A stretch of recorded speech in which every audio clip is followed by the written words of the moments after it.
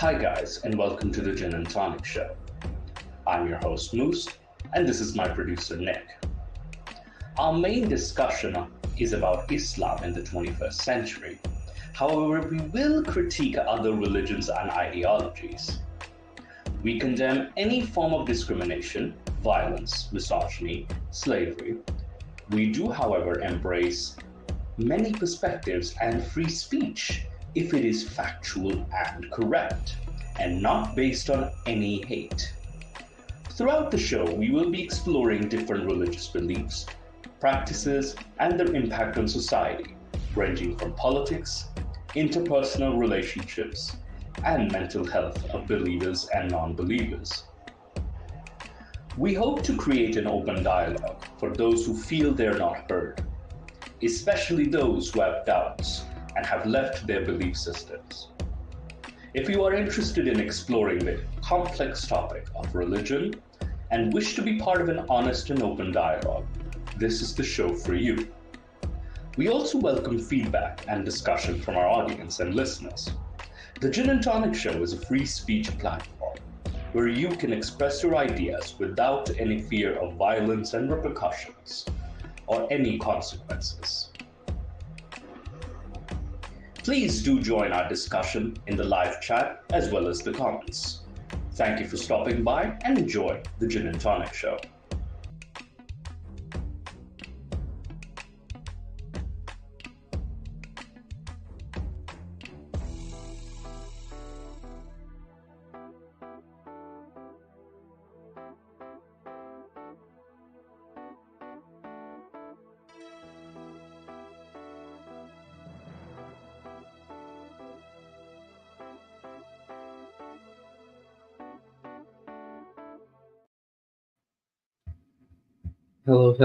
Hello to everyone in the audience. This is the Gin and Tonic Show, and I'm your host, Satan, the Devil Worshipper, or also known as Nick. Moose isn't here today just due to personal reasons, but I have our lovely, very cultured, very well mannered, cultured Jin. Hello, folks. I will be here to make everything complicated for you. Definitely, we always love having a complicated discussion, or else I don't know dick about squat, so having complex discussions really helps me seem more significant than I actually am. So, last episode, well, unfortunately, last week I got a sore throat, uh, so I couldn't really speak. And then Moose had his. I told him not to wrestle harshly, but stuff happens, injuries happen, so he couldn't do the show that last week and this week. So the last show we did was the Ali Dava reaction, and after losing few brain cells, I thought maybe we can get back to a more proper, reasonable gentleman in the form of Shabir Ali. Although I have many disagreements, our viewers, if you although I have many disagreements with this man, I find him a lot more civil than someone like Mohammed Hijab. I mean, my issue has never really been ignorance. Ignorance can be discussed, it can be, countered with arguments. Sure, people can, still maintain their ignorant views or their wrong views. And you yourself can also be wrong and attribute ignorance wrongfully. But, ignorance has never been my issue. What has been a greater issue for me is arrogance, which I think is the issue I have with some other people. Yeah, because there's like this the one mentioned hijab. Yeah, there was this one. I keep forgetting her name. It's on the tip of my. Michaela Peterson, Jordan Peterson's daughter, has this video called "Opposing," or she does this podcast called "Opposing Views," and she had Ayan Hirsi Ali on and Mohammed Hijab on. And Ayan Hirsi Ali clearly, not once did she mention Mohammed Hijab, Ali Dava, or any of those Dava people. She just claimed what she had in her book, provided her details, her account, her opinion, or whatnot. honestly speaking, she could have provided some statistics and such, and came a bit more prepared on that front.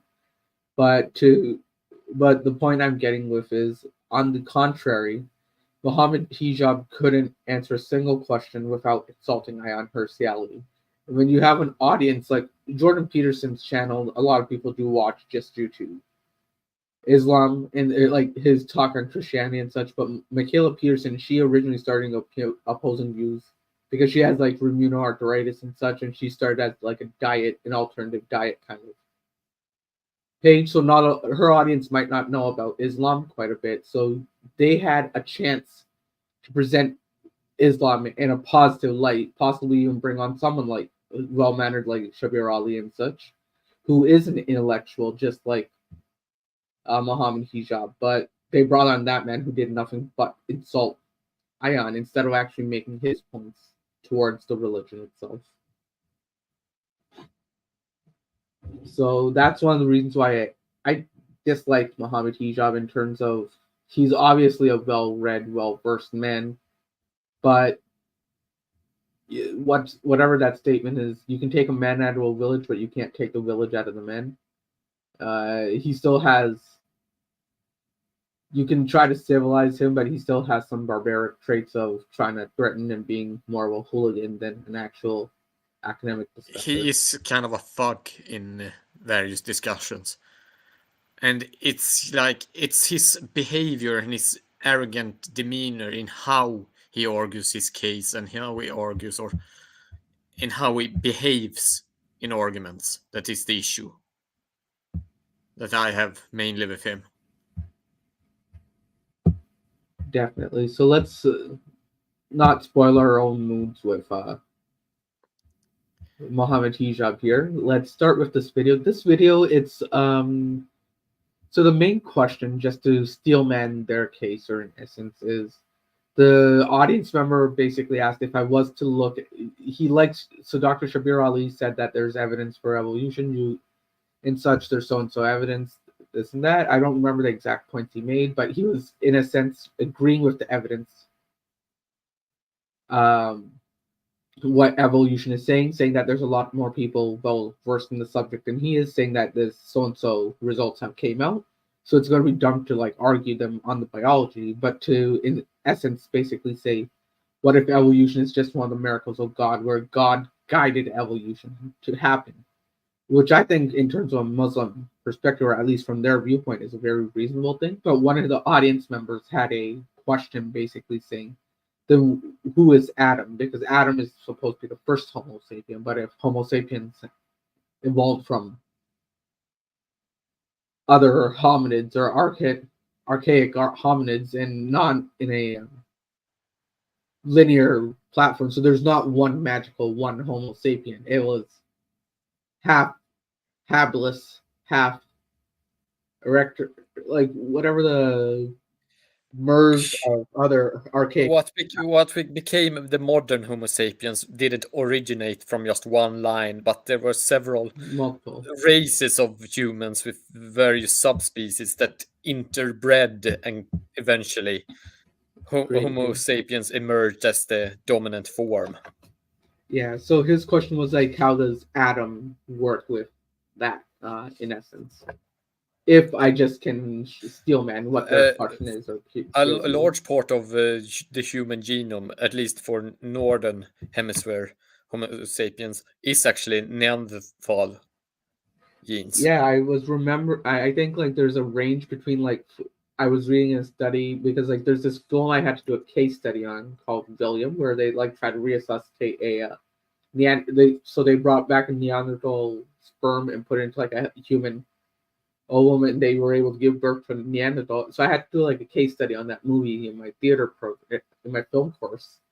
And one of the things that I read was somewhere between like 2.3% to 6% of human genome actually originates from Neanderthal, where people from Scandinavia has closer to like the 5 to 6% range of their DNA being from Neanderthals.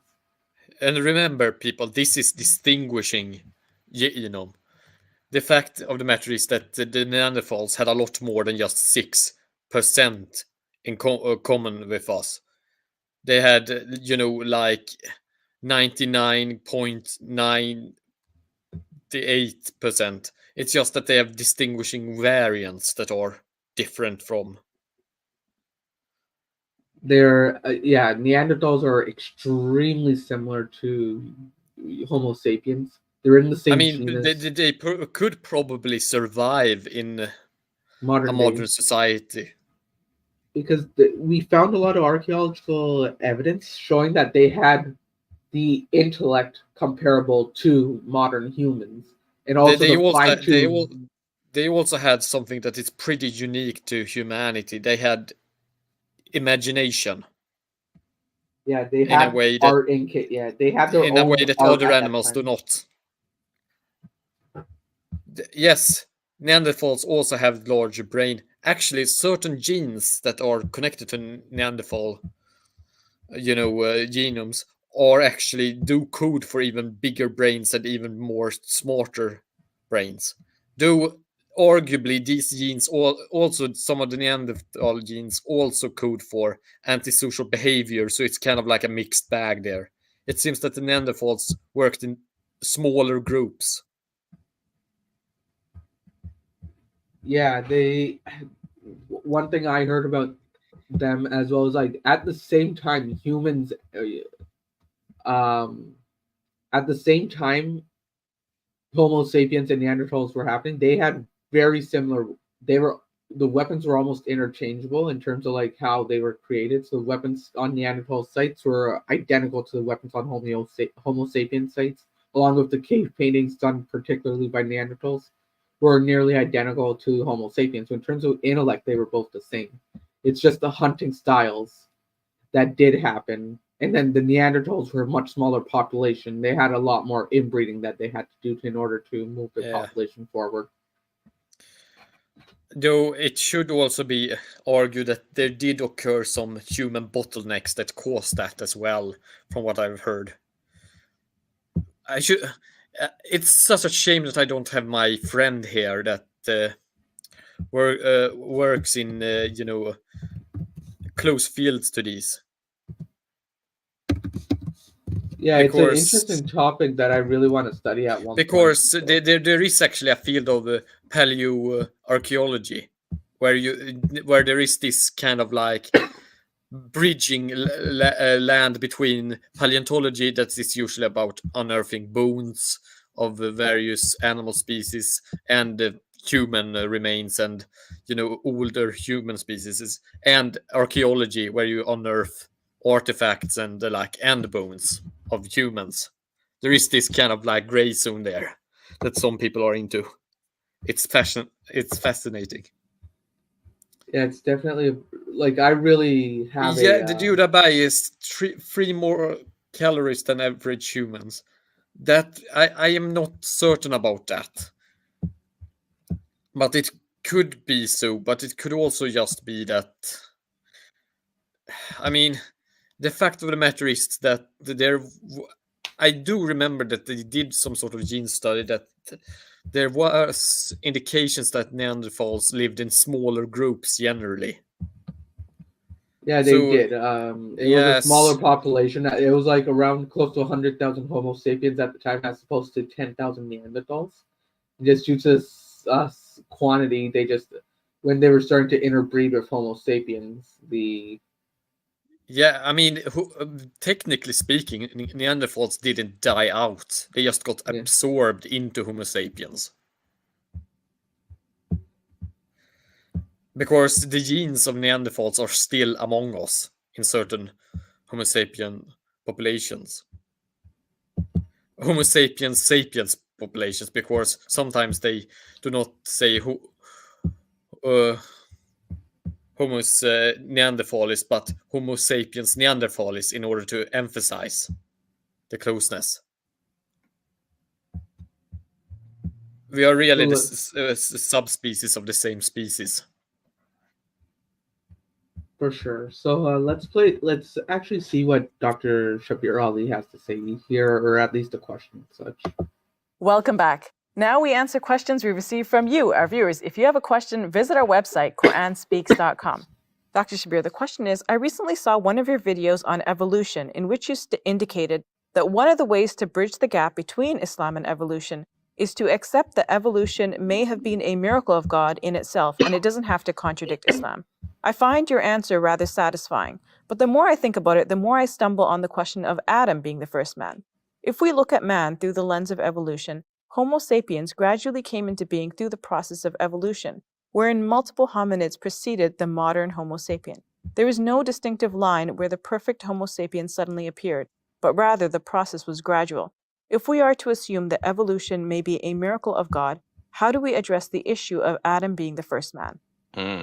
That's a very important question, and there is no easy answer. Okay. So what we can say, for starters, is that the theory of evolution is obviously a very modern theory. People did not have this idea. There are inklings from the writings of Muslim scholars in the past, pre-Darwinian, that seem to have the openness towards the idea that creatures might have evolved and so on. But people did not think of Adam evolving. Or human beings. They always thought of human beings as a special creation. Mm-hmm. And even after, 160 years after Darwin. Yeah, so culture. Actually, on the subject, he's correct, actually, that there were proto-evolutionary theories, not only among Muslim scholars, but it goes back even to a Greek scholar with... I forgot his name, but it starts with M, who made, statements about similar theories to what Darwin did, but not exactly. They were a bit more primitive. But later, at least in Muslim times, you had Ibn Khaldun actually making some evolutionary arguments about various human races coming about. Though it's not something that is exactly modern or exactly PC to read, though. So, and take up, but there did exist views about evolution, even applied to humans. Though Ibn Khaldun had the view that humanity was first created and then it became these various races due to exposure, for example, to sunlight made people gradually black over generations, because what Ibn Khaldun proposed was a sort of Lamarckian evolution, I think it's called, where you inherit traits due to the environment of what your forefathers were exposed to, which, happens to be not entirely wrong because we have epigenetics, but generally Darwinian evolution is closer to how it is usually. So there was, for example, Ibn Khaldun, there were two others as well. Yeah, this is also something that I was always told growing up as well, where this is actually a metaphor for human evolution.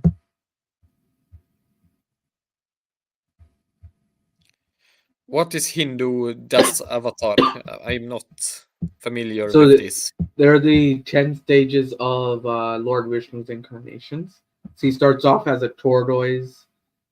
So he starts off as a whale he starts off as a whale, then he, in his first avatar onto Earth, or when he comes to the Earth to save it. And then the next time it was a tortoise that he had to take a form of a tortoise. After that, he had to come in the form of a boar, a man lion, or mature Narasimha. Then it was like the pygmy man, and so on and so forth. And there's 10 forms of them, and a lot of people say that it follows the stages of evolution that happen. I was told it, but then I cannot comment on this since this is outside of my field of expertise. Yeah, but the thing that has an issue is if it's in the early stage of evolution where there's just fish, then why is there Manu standing and talking to fish? So that didn't make logical sense for me.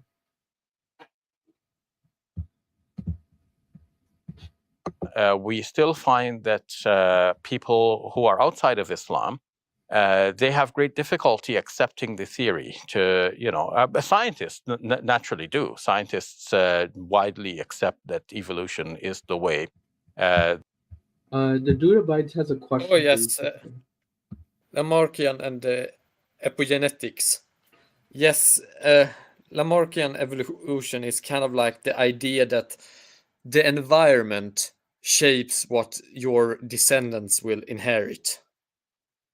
Kind of like if you were exposed to sunlight, got darker skin, then your descendants will also get darker skin because it gets inherited. And epigenetics is kind of like certain genes, when exposed to certain stimuli, get activated, and they stay activated also in the offspring. So we do have some sort of Lamarckian evolution in a way. It isn't only Darwinian evolution, that because first it was a conflict between Lamarckian evolutionary theory and Darwinian evolution, and eventually Darwinian won out because people saw that this is this type that has the most evidence. But recently we have seen with studies in epigenetics that indeed you do actually inherit genetic differences due to what your ancestors were exposed to. But it's not the major part of evolution, but it is a factor. So both were actually right and wrong in certain ways.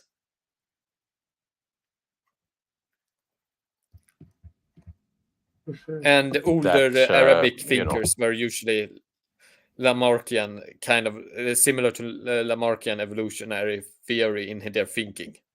They weren't really having a concrete theory. They were just saying, oh, Ibn Khaldun said, for example, oh, the Africans, due to having been exposed through generations from sunlight, have developed dark skins because it has been inherited through every generation. It just grew darker every generation. And which is not how that, evolutionary developed, but they thought it functioned like that.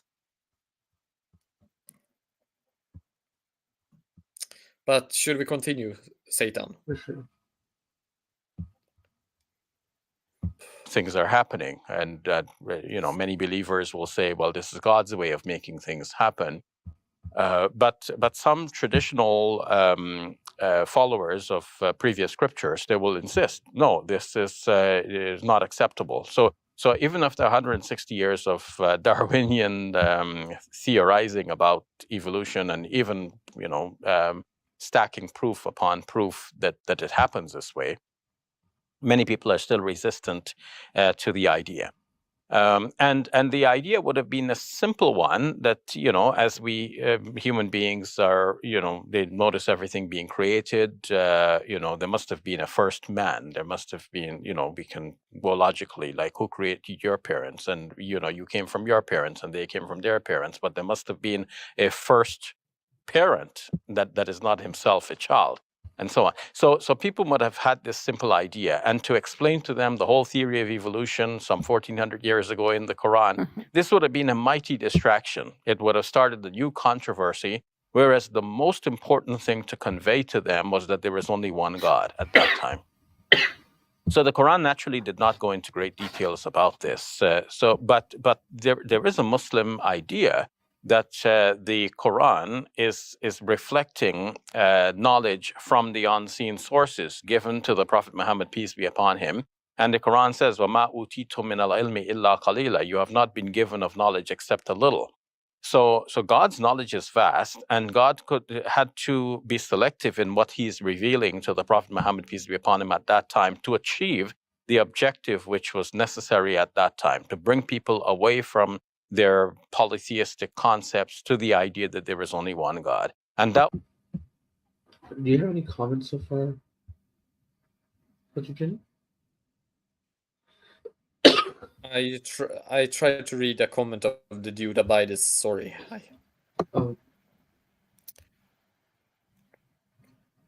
I mean, that's an example where epigenetics do not factor in, and thus it is just, regularly Darwinian evolution, and it doesn't change over the generations like that.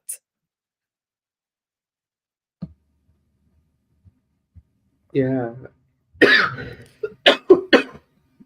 But so far, mostly I agree with what Shabir Ali is saying. Yes. I mean, he's just trying here to fit science and religion together. I do not think that they can really fit together, because the religion of Islam has so many contradictions with modern science and with what we know about the world currently. But I at least appreciate the effort, because it's better to try to do this than to, try to, make society stay in a complete state of stasis when it comes to knowledge. He definitely has a lot better view, or at least he's working a lot harder than someone like, oh, I forgot, Smile to Jenner. Was a challenge in itself. To get people to believe that there is a life hereafter was also a challenge. So the Quran concentrated on these issues and did not bother to explain this whole theory of evolution. But we can see in the Quran that there are certain statements, the way they are put, they lend themselves to accommodate the theory of evolution, which comes to be described later on. So, for example, what do you make of the fact that in the Quran we have it that there is this garden, Adam and his spouse are in the garden, and Satan is, before even that, Satan is driven out from the inception. Hey, that's me. God says to them, bow down to Adam. Satan refuses. God says to Satan, get out from here. It's not suitable for you. So Satan is driven out from the garden. Now, after Adam and his spouse eat from the tree, they too are naturally driven out. And it's mentioned in the dual, because Arabic has a way of, mention a singular, or mentioning two persons, or mentioning a plural, which is three or more persons. Yeah. So in the Arabic has three sort: singular, dual, and plural forms. So he's correct. Yeah. Continue. 20th chapter of the Quran, they're told, in the dual to get out. But in the second chapter of the Quran, in the 38th verse, interestingly enough, they're addressed in the plural, as if there are more than two persons. But if Adam and Eve were the only two persons, why this plural? So some will say, well, Satan as well. But Satan was already driven out. And once he had been driven out, how could he go back into the garden? It's possible. It's possible that he disobeyed and he was, slivered himself in. Yeah. Might I add something? This could just be because sometimes, sometimes, you do this even in Arabic speech. Sometimes you do not use the dual when speaking with two people, even if you should use the dual forms in both verb forms and in, when discussing objects, and instead use the plural. So it could just be a mistake in the Quran. But secondly, there is also the possibility that this is a reference to older Christian and Jewish traditions that indicate that that have traditions that both Cain and Abel were already born inside of the garden. So it could be a reference to that. No, I was actually, the thing I was actually thinking of was actually quite similar, because from what I remember, at least being told in non-Islamic traditions, was that Cain and Abel and everyone were in the garden for a period of time. So that was actually what caused me. In the Bible itself, if you just read it, it doesn't say outright, but since the chapter actually speaking about Cain begins after they have left the garden, it it kind of indicates that that Cain and Abel were after the garden, but it doesn't say it outright. And you could interpret it as being possible that they were in the garden too.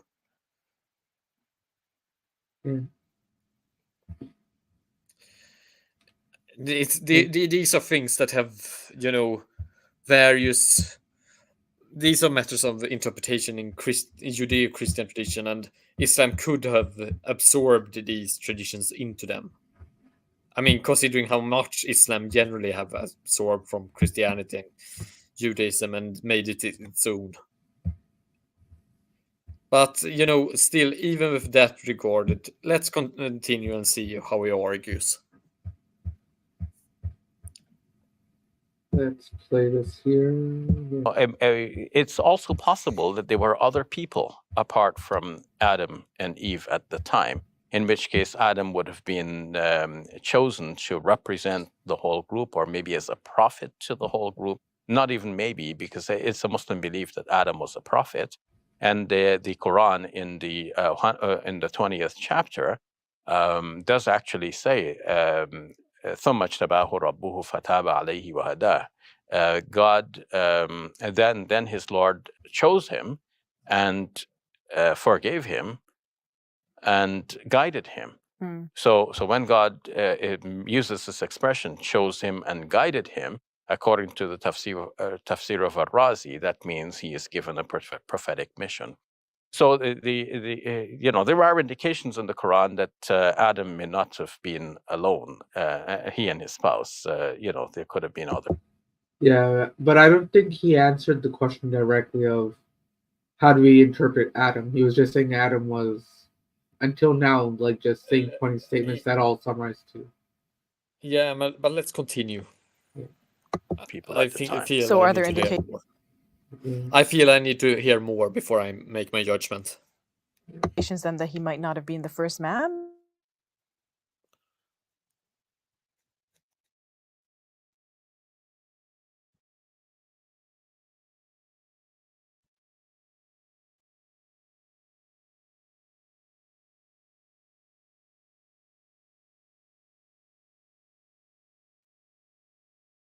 All right.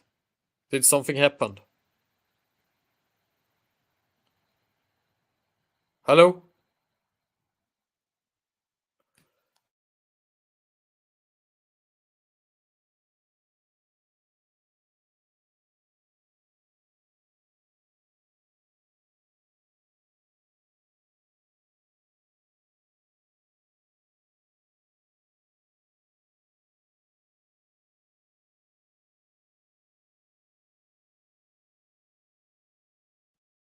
Seems that I'm the only one right now on.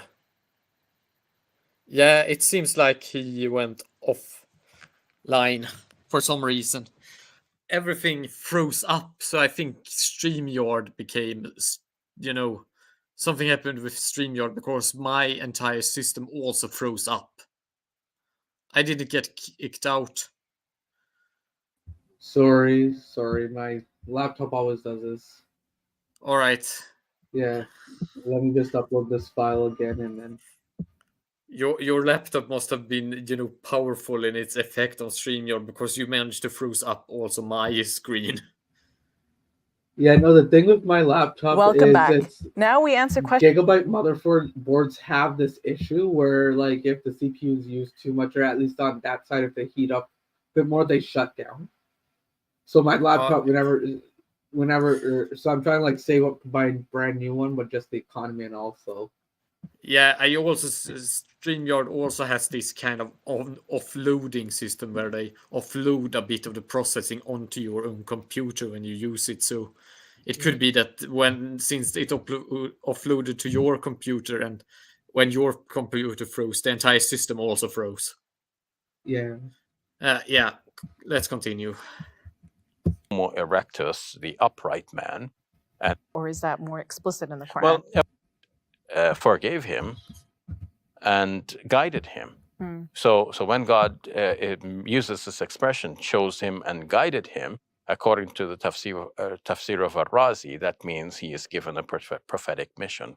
So there are indications in the Quran that Adam may not have been alone. He and his spouse, there could have been other people at the time. So are there indications then that he might not have been the first man, or is that more explicit in the Quran? Well, what I've explained previously is that you have these hominins, as the questioner is asking. So we know now from scientific studies that there were hominins prior to Homo sapiens.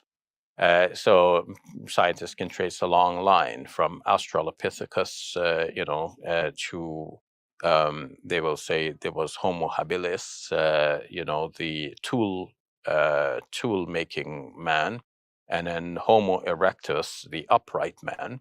And then we have Homo sapiens, and the distinction between these groups is not so very distinct, because we're talking about millions of years of evolution. Homo erectus may have been with us from about 750,000 years ago, and Homo sapiens from about maybe 200 to 300,000 years ago.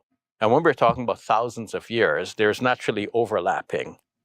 So the populations do not, suddenly change into something else. Just that, like, we are very similar to our parents, and our children are so similar to us that one might look at the nose and say, okay, this child has got the mother's nose, or something like this. But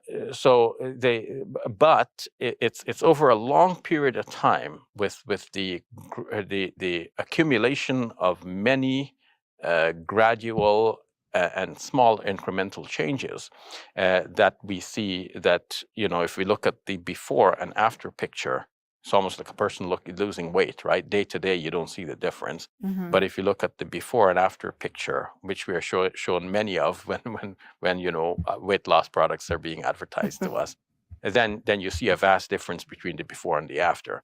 So in a similar way, in the lineup, you can see a vast difference between the before and the after at the two ends of the spectrum. But in between, the change is very gradual. So at what point did Homo erectus change into Homo sapiens? So this was sometime, within the last, couple of 100,000 years. And then too, it was gradual and more complex than a simple, transition from one to another. And we can say that at a certain point, just as languages change, to use an analogy given by Dennis Venema in his book Adam and the Genome, languages change gradually over time. Like we speak the same. I like how he gives the language evolution, because evolution of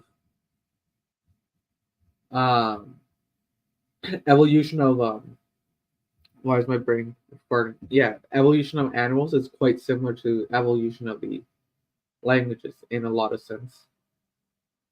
It is. There has been some comparisons. There are, of course, also differences in that languages can adopt across each other in a way that most animals can't. Certain bacteria can do that, but that's kind of besides the point.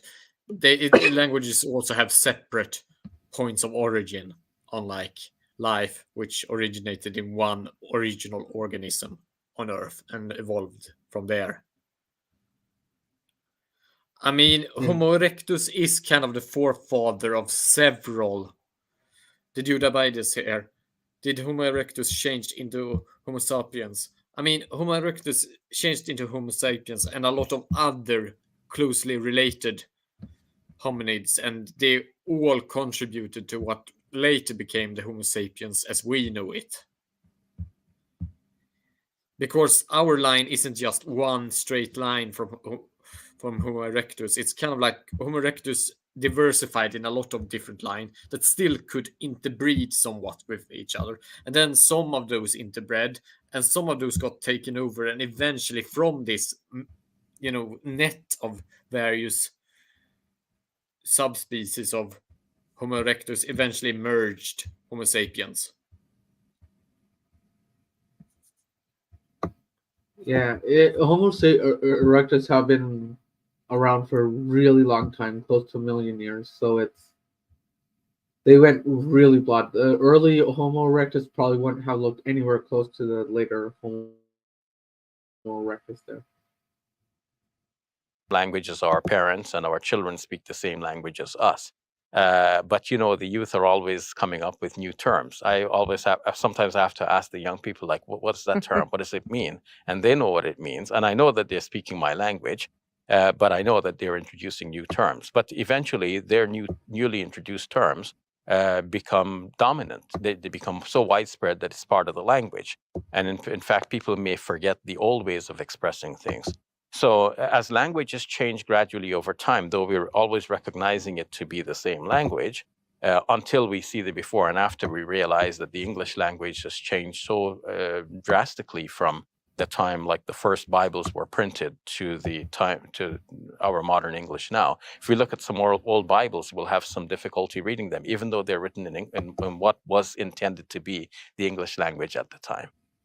So languages change. The human composition changes as well. So at a certain point, this changes. You see this a lot with various languages that have a lot of speakers and over large areas. For example, both Spanish, Arabic, not so much English, because English is still kind of homogenized in a way, but at least Arabic, where you see that there are a vast amount of dialects that aren't even comprehensible with each other. And then you have this medieval standardized language of Arabic that they use to communicate between each other, often mixed with the local dialect. So there you can see how language have evolved into various regional variants. Yeah, no, that's definitely something that I mentioned quite a bit, at least for an example, and because you see something like Telugu as well, where even within a state itself, it has a lot of changes. So it's hard for me to make the point in terms of due to environmental factors. A language can also be affected the same way animals can, right? So in order to explain to someone who might not understand, it's language is probably the best metaphor to use as well, just to get into a lot of people's thick skulls in essence.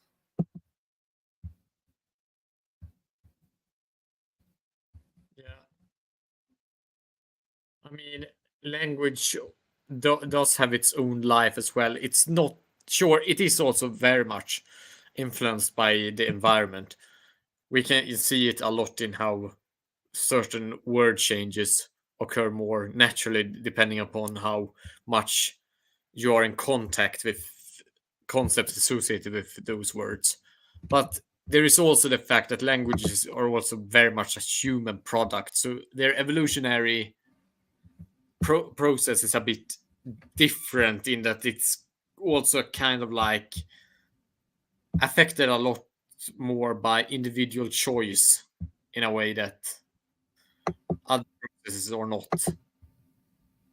We, after all, individual choice, not choices by individuals, but rather choices by societies that just choose to use the language a bit different. Anyway, let's continue. This was kind of a side thing. And not so much as a point, but gradually this change occurred, and we are seeing the end result of this change now. So to say that Adam was the first man, it seems to me, is not necessary from the Quran itself. So how would you understand then the verses where God is describing how he created Adam and breathed life into him, the whole account, the whole narrative of asking the angels to bow down? towards Adam. It seems from that it was a very special creation, right? Yes, yes. And I want to add here before answering this particular question, Sophia, that it follows from what I've just said that somebody's going to think, but wait a minute, where do Muslims get the idea that Adam was the first man? Mm-hmm. Well, partly from the Quran, partly from knowing the Genesis account already, and knowing what Christians and Jews around Muslims already believed. And also Muslims today can point to a hadith related from the Prophet Muhammad, peace be upon him, apparently, in which the Prophet, peace be upon him, says something like, "Kullukum li Adam wa Adam min turab." You are all of Adam, and Adam is from clay, so or from dust. So one would get the idea from all of these different sources that yes, Adam was the first person. On a simplistic reading of the passage you just mentioned, yes, that would be almost like the Quran confirming what people already knew from the Bible. But when one looks closely at the text of the Quran, which one is forced to do because the science has itself evolved and given us new information, new vistas into the past, now we have to go back to the Quran and ask, is this accommodatable within the Quran? Because this is new knowledge. We cannot just simply shun this new knowledge. And all Muslim scholars, no matter that's one thing I'll give to Dr. Shabir Ali here. When he gets new information, he's willing to learn it and adapt accordingly, as opposed to other people who do try to shun it. Yeah, I said that at least we should acknowledge this, because I think that this is a good thing. I do think that if things are crashing with, previous religious dogma, you need to adapt to the new situation, and he does it. But let's continue. How traditional they are, eventually they are forced to look at empirical knowledge and then go back to the Quran and interpret the Quran in the light of empirical knowledge. Many years ago, I associated with some youth who were so fascinated with the scholars in the Middle East that, no matter what question came up, they would be on the phone to the scholars in the Middle East to find out, what's the verdict about this. Because those scholars, they trusted to be very traditional. They're not like our modernizing scholars who are living in the West and, being influenced by modern ideas. And so they would ask those scholars. Now, in a collected fatwa, a collected book of verdicts from one of those scholars, Sheikh Muhammad ibn Salih al-Uthaymeen, he deals with the verse of the Quran from Surah Luqman, the 31st chapter of the Quran, probably the last verse, which says that there are certain things which only God knows. Now, one of those things is what's in the womb of the mother. So he's now addressing the question, what about the fact that people have knowledge of what's in the womb through ultrasound?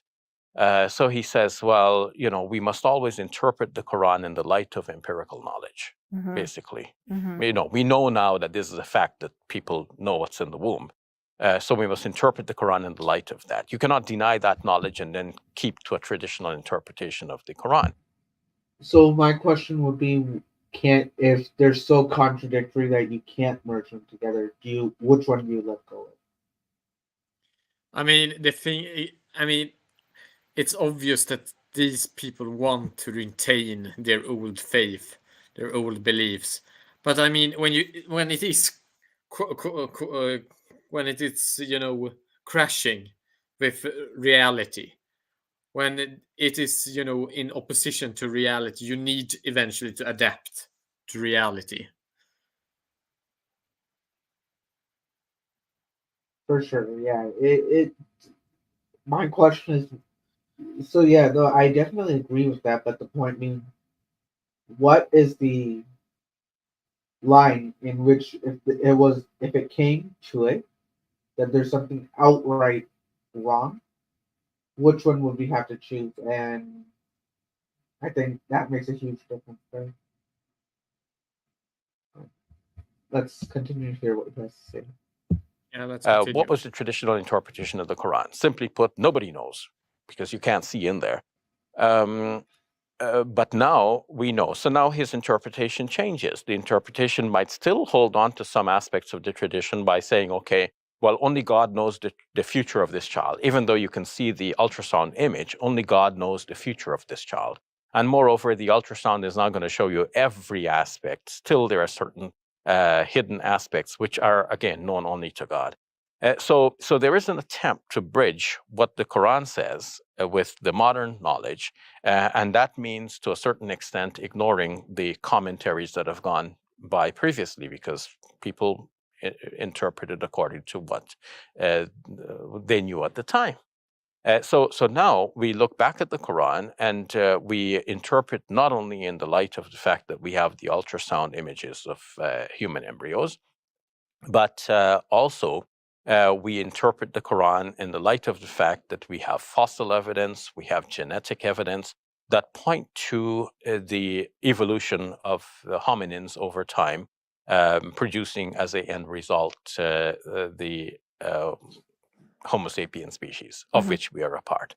So what we can say then in short is that the verses that you mentioned should not be interpreted in, outside of this knowledge. And when we put the two together, we can say that, okay, God is telescoping the narrative, giving us in brief what we needed to know at that time, and which still is relevant to us today. Like, we can say in a nutshell, here is how you started out. You started out from nothing, and here you are as a human being, proud as you are. Just remember that God created you, and you have to invent in the end. So that would be my question. Then, if it's outright wrong, then is it a book for then, or is it a book for all time? End up in your grave. You have to face God.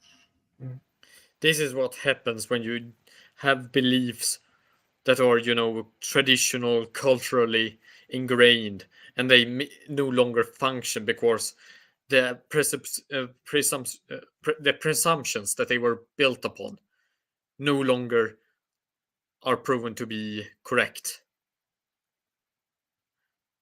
The reality of the situation in terms of knowledge has changed. And I mean,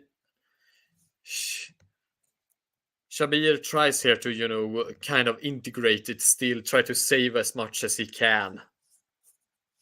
And thus it becomes more metaphorical, less, literalist, because the literalist interpretation does not hold. But, you still want to save the religion if you're a believer, because you have a strong attachment to it, a strong emotional attachment.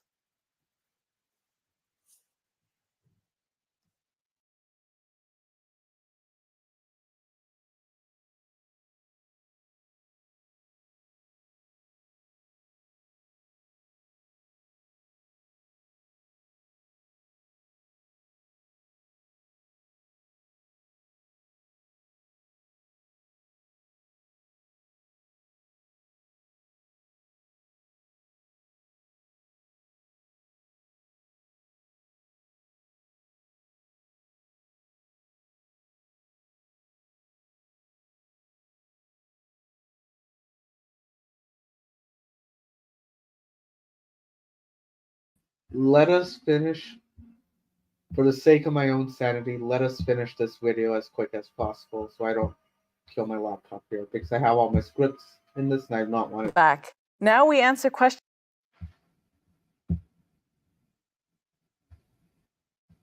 of human embryos, but also we interpret the Quran in the light of the fact that we have fossil evidence, we have genetic evidence that point to the evolution of the hominins over time, producing as an end result the Homo sapien species, of which we are a part. So what we can say then in short is that the verses that you mentioned should not be interpreted in, outside of this knowledge. And when we put the two together, we can say that, okay, God is telescoping the narrative, giving us in brief what we needed to know at that time, and which still is relevant to us today. Like we can say in a nutshell, here is how you started out. You started out from nothing, and here you are as a human being, proud as you are. Just remember that God created you, and you have to, in the end, end up in your grave. You have to face God and account for your deeds. So that's in a nutshell what the Quran is trying to convey. And to go into all of the details, okay, you shared a common ancestry with chimpanzees, gorillas, and orangutans. People would have been going, way, we're not going to believe in this book, right? So the whole idea about judgment and responsibility for deeds and so on would have been lost because people would just be laughing themselves silly over what the Quran said at the time. But I would say in a nutshell that the Quran is... I actually think that that's a very fair point that he made. Culture Jimmy, can you hear me? Yes. Yeah, no, I actually think that what he said was a fair point. I mean, this is the entire thing I've argued that he's trying to do. He wants to, go away from interpretations that obviously no longer work with recent knowledge and try to, integrate it. He's trying to update the religion, in short, to fit with current models, rather than trying to make current models fit with the religion or trying to remove current models or just ignoring them. Because he has some sort of awareness that those alternatives will not work.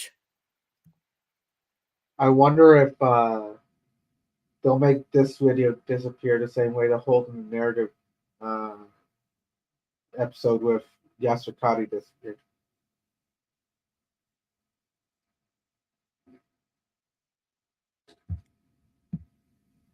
It's not so clear as people have thought. Yeah. That Adam was the first human being. He could have been from a pool of human beings. He might have been selected as a prophet to them. So we find in the 20th chapter of the Quran, in the 124th verse, I believe it is, where the Quran says, ثُمَّ اجْتَبَاهُ رَبُّهُ فَتَابَ عَلَيْهِ وَهَدَاهُ. Then God chose him and forgave him and guided him. And this is interpreted to mean that God made him a prophet, which would mean that he was a prophet to the people at the time. Thank you for sharing that, Dr. You're Shabir. welcome. If you enjoy this video... So what do you say to this video, Culture Jim? I thought it was a very interesting take on his opinion. I think it's interesting, and this is... If there is going to be any future for the Islamicate world, you need to adopt to new knowledge, to the new reality of the situation. And this way of trying to at least make religion fit scientific knowledge is an important part of that. You can't just bury your head in the sand and say, oh, no, the world is X, when it's obvious that the world is I. You have to do reinterpretations, because you can't just take something literally that says the world is X any longer. So you have to reinterpret it to say, kind of mean, oh, it's saying C, or it's saying I, but in a different way, metaphorically. You have still to adapt. And I think we usually see religions as very structured things, very rigid things that never change. But both Islam and Christianity and Judaism also have shown throughout the millennia to have actually have a rather strong ability to adapt to various situations. I mean, they wouldn't have survived over 1,000 years, all of these traditions, if they didn't have the ability to actually adapt. Definitely. And it's one of the things I'm respecting now, and why I want to take this as a change of heart compared to what we did last week. But yeah, to save my laptop's life, I'm gonna have to cut the show. Yeah, because today. it's getting very, even on my end, this is becoming very laggy. By the way, a finishing statement from me before we say goodbye to our dear viewers here. Woo, you can see me on Discord because I will be there after this show, as usual, at least for a quarter, half an hour. But anyway, my finishing remark is what Shabir is doing here is part of a greater process that has always happened with religions when they try to adapt themselves to greater changes in society and with regards to new knowledge and new systems of communication. This is, this is important now that, from a religious perspective, that even if you believe in a literalist interpretations, you can't even hold that interpretation because you are going to, be forced to compete with reality. So you have to adopt, even if it is only in order to spread your religion or maintain the level of believers within your religion. For sure. Sorry, I was watching this on my cell phone at the same time. I heard what you were saying, Focus Vinny, but yeah, my laptop's gonna kill itself in a few minutes. I'm done, by the way. Yeah. Should I jump out now? We'll just there'll be a show next week. I'll just close the stream, and then if you want to sit on Discord, I'll see if I can hop in from my cell phone. Anyways, take care, everyone. Our viewers.